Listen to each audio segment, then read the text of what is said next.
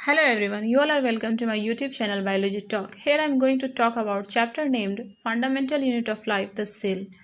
In today's video, I am going to talk about the three main parts of a cell. The three main parts of a cell are plasma membrane, which is the outermost covering of a cell, cytoplasm, which is the fluid portion of a cell, and nucleus, which controls all the cellular activities. In this video, I am going to talk about the characteristic features and functions of these three main parts of a cell. Firstly, I am going to talk about the characteristic features of plasma membrane. Plasma membrane surrounds all cells. It is thin living covering composed of lipids and proteins. Plasma membrane lipid और protein से बनी हुई एक पतली सी living covering होती है जो कि सेल्स को घेरे हुए रहती है. It has fine pores. Plasma membrane के ऊपर बहुत ही छोटे छोटे पोर्स होते हैं and due to which plasma membrane is selectively permeable. और इन्हीं पोर्स के प्रेजेंस के वजह से प्लाज्मा मेम्ब्रेन सेलेक्टिवली परमिएबल होता है, मतलब कि इसके अंदर से कुछ सेलेक्टिव सब्सटेंसेस आर पार हो सकते हैं. A cell wall present outside the plasma membrane in plant cell. Plant cells में प्लाज्मा मेम्ब्रेन के बाहर एक वॉल पाई जाती है, एक रिजिड वॉल पाई जाती है जिसे कि हम लोग सेल वॉल के नाम से जानते हैं. And now let's talk about the functions of plasma membrane. Plasma membrane separates cell contents from external medium. It helps in maintaining internal environment of the cell. Plasma membrane cell के बाहर के substances को cell के भीतर के substances से अलग करके रखता है और सेल के अंदर जितने भी रिएक्शंस होते हैं, जितने भी मेटाबॉलिक फंक्शंस होते हैं, सभी को वो मेंटेन करके रखता है. यानी बाहर के इन्वायरमेंट से वो सुरक्षित करके रखता है, प्रोटेक्ट करके रखता है. It also helps in regulation of entry and exit of molecules. कोई भी मॉलिक्यूल सेल के अंदर प्लाज्मा मेम्ब्रेन से होके आ रहा है और उससे होके बाहर जा रहा है, इस चीज़ का रेगुलेशन प्लाज्मा मेम्ब्रेन के ऊपर निर्भर करता है कि वो किन चीज़ों को अपने अंदर एंट्री देगा, अपने से होकर के सेल के अंदर जाने देगा या फिर नहीं. Next we are going to talk about the characteristic features of cytoplasm. Cytoplasm is a semi-fluid viscous gelatinous jelly-like content of the cell and present between plasma membrane and the nucleus membrane.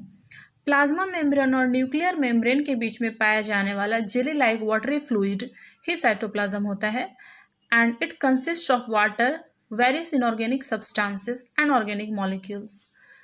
Cytoplasm water के साथ साथ बहुत सारे inorganic और organic substances के मिलने से भी बनता है. And now let's talk about the functions of a cytoplasm. Cytoplasm contains cell organelles which perform specific functions. Cytoplasm के अंदर बहुत सारे cell organelles होते हैं. They are found floating in the cell and there are several metabolic reactions that occurs in it. बहुत सारे metabolic functions होते हैं like regulation of proteins, enzymes, formation of proteins, enzymes, carbohydrates, lipids, fat molecules, several acids, etc. बहुत सारे work होते हैं, काम होते हैं जो साइटोप्लाज्म के अंदर होते हैं. Now, features of nucleus. Nucleus is the largest and most important part of a cell located in the center of an animal cell at the periphery in a plant cell.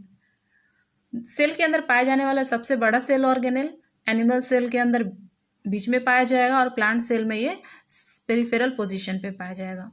It is a double membranous structure filled with nucleoplasm and contains nucleus and chromatin material.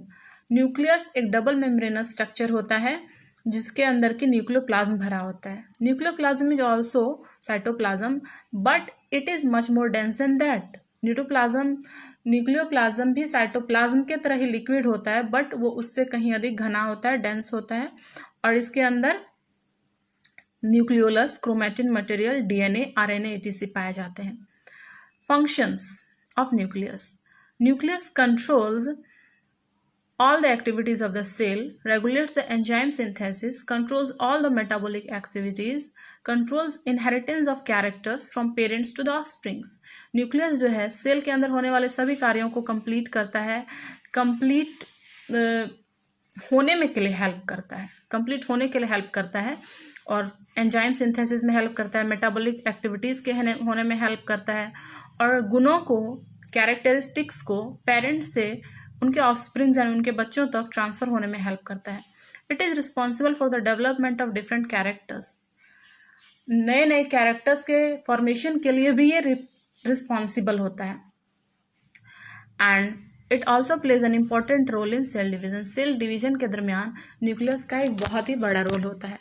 और अभी तो ये बहुत ही छोटा सा overview था इन cell organelles के बारे में, and in the next video will go through much more about them. Thank you.